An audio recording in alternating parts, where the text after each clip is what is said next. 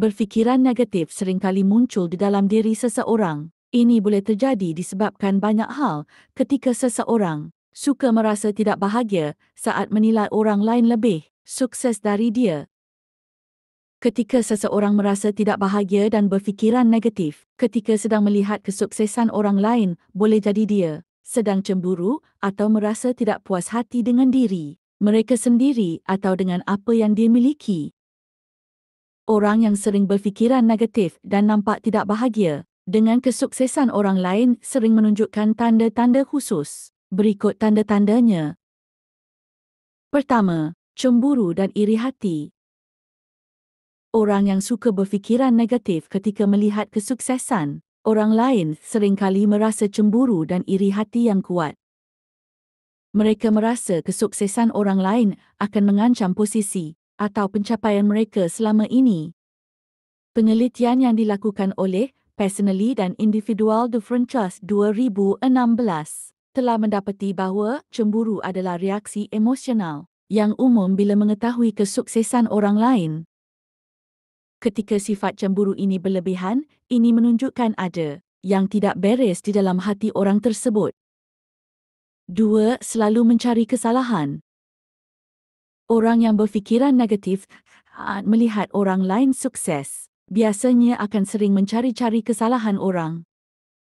Mungkin mereka akan merendahkan prestasi orang lain atau merasa perlu untuk menunjukkan bahawa sukses tersebut tidak begitu berarti.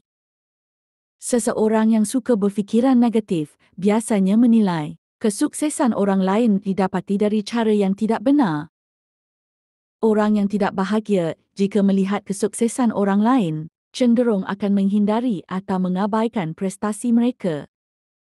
Dia enggan untuk memberinya pujian atau pengakuan yang seharusnya diberikan kepada orang lain. Walaupun dia tahu pencapaian orang tersebut luar biasa, orang ini juga masih berfikir negatif atas prestasi orang lain tersebut.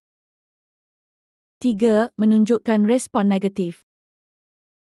Orang yang berfikiran negatif sering menunjukkan respon negatif di atas keberhasilan dan kesuksesan orang lain.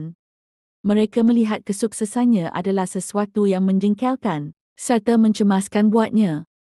Jika orang tersebut baik, biasanya akan ikut merasa bahagia dengan kesuksesan orang lain dan bisa menjadikan motivasi untuk mencapai kesuksesan yang sama. Orang yang sakit hati melihat kesuksesan orang lain akan merasa sangat terganggu bila melihat kesuksesan orang lain. 4. Tidak pernah bahagia. Orang yang selalu berfikir negatif tidak pernah akan bahagia melihat kesuksesan orang lain dan seringkali akan menganggap bahawa dirinya adalah orang yang paling menderita. Orang ini tidak akan merasa bahagia dengan dirinya sendiri. Tanpa ada alasan yang jelas, orang ini akan mudah marah dan kecewa yang begitu sangat dalam. Itulah beberapa tanda-tanda yang terdapat pada orang yang memiliki pemikiran negatif yang tidak bahagia melihat orang lain sukses. Tanda ini juga erat hubungannya dengan orang yang mudah iri dengki di atas kesuksesan orang lain. Dari sisi kita boleh belajar menilai diri sendiri, adakah kita tergolong orang-orang tersebut di atas.